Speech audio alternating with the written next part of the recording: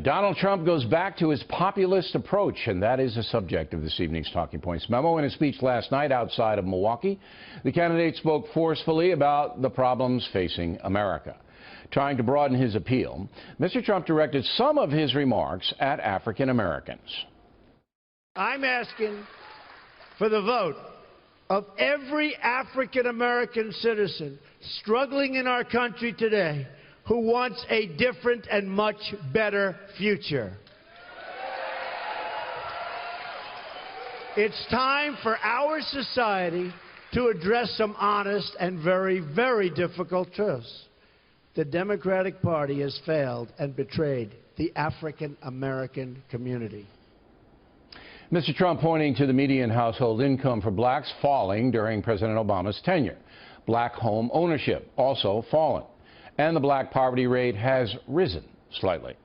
As far as crime is concerned, blacks make up 13% of the population, but 38% of all violent crime arrests are African American individuals. In education, blacks have the highest high school dropout rate among ethnic groups and score lowest among American groups in math and writing on the SATs. So it would seem that Donald Trump is a point. The stats say that under a progressive Democratic president, black Americans are less well off than they were under President Bush the Younger.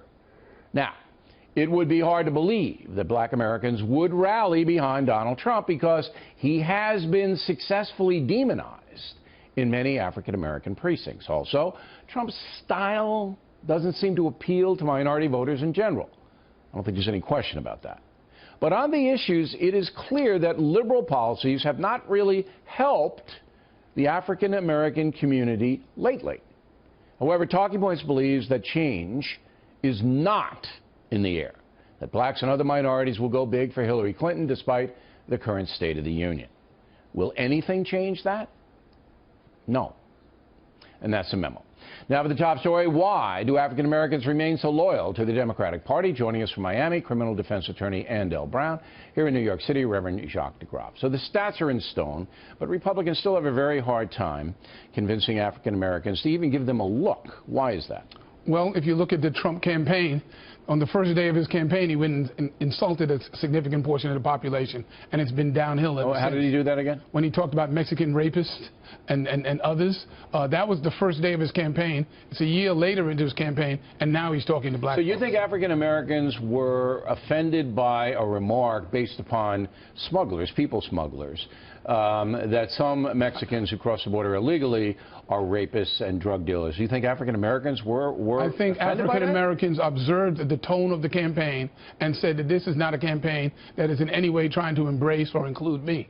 And is there anything else? You have another backup for for why they would think that way? I'm very curious to know. Because there's been a hostile atmosphere. If you look at the audience of the crowd that he was making the speech to, right, there were no African Americans. Well, it's overwhelmingly, according to the polls, Mr. Brown, only 2% of African Americans currently support Mr. Trump. So in any crowd, it's not going to be very many of them.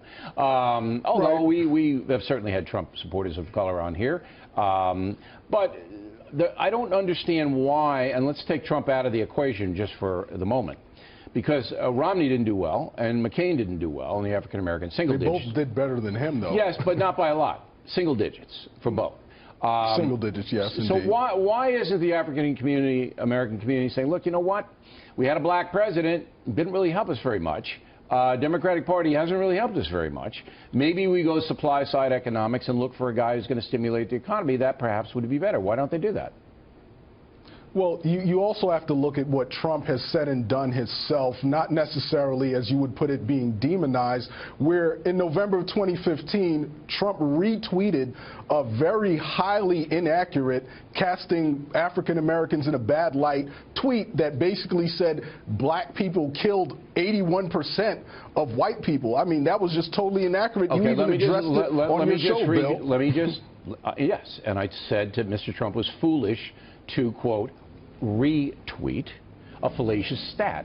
All right? It wasn't a stat coming from him. How do you think that shows his perspective if I were an African-American guy, I would have been outraged. But again, I'm trying to transcend Trump and go to the policies that aren't working for the African American community. It's obvious they're not working. It's obvious we can't in have an election education without and looking the at both economics. sides.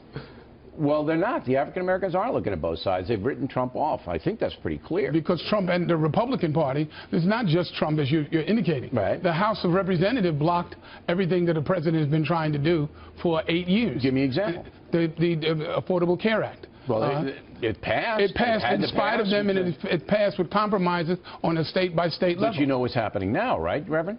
Well, with the Affordable Care Act? The Affordable Care Act is in distress because of the various compromises that had to be made along the way. No, that's not true. It's in distress because of the spending level that the federal government has put out there. So working class black Americans are paying far more for health insurance while some poor Americans get it free. Black Americans, like any other group in America, are capable of determining their own best interest. And black Americans don't have a relationship with the Republican Party because of the hostile environment that they fostered for 8 years. But I don't know if the Democratic Party, Mr. Brown, is doing them any good. Do you believe the Democratic Party is doing African Americans any good right now? One of the things I've seen, especially in the area of criminal justice reform with the Fair Sentencing Act, which removed the distinctions between crack cocaine and powder cocaine that disproportionately affected African American communities. So that was one major thing. Also in education, I think that's an area where President Obama has stepped up with the funding for schools based on racing towards the top instead of the racing towards the bottom. Common Core education. I don't know if that is proven in the stats now, though. If you look at the stats, African-American schools lag behind white schools big time, and the Democratic Party has blocked the voucher system. One of the I just want to make Mr. Brown right. They have blocked the voucher system, which would give poor blacks an option to attend private schools, and they blocked that. All right, now obviously, Bill, this problem wasn't created overnight. It won't be solved overnight. But it's getting worse. I've spoken to a number of educators in the charter school system, the voucher school system, and they say that these things are working for African American communities. They're not communities. working on paper. The stats are in stone. One of the areas of distress in our community is at-risk male youth. This president has highlighted it, and Hillary Clinton has made a commitment to doing things like with the Eagle Academy in New York that exist in areas of distress. I have been on board with President. Wait a minute, Mr. Brown. Another program. Wait a minute. I have been on board, as you know. Yes, I was at the White House. We were together with the Brothers Keeper Initiative, which I think is excellent. Okay. Since that time, I've done a lot to try to get that into the public eye, and have not been met with cooperation from President Obama. I wish he would, because it's a very good program. However, and this is the final word, when you look at a president, he's been in office almost 8 years, you have to evaluate what has been accomplished. And there's no question, according to the stats, that blacks are worse off. Gentlemen, great debate. Thanks very much.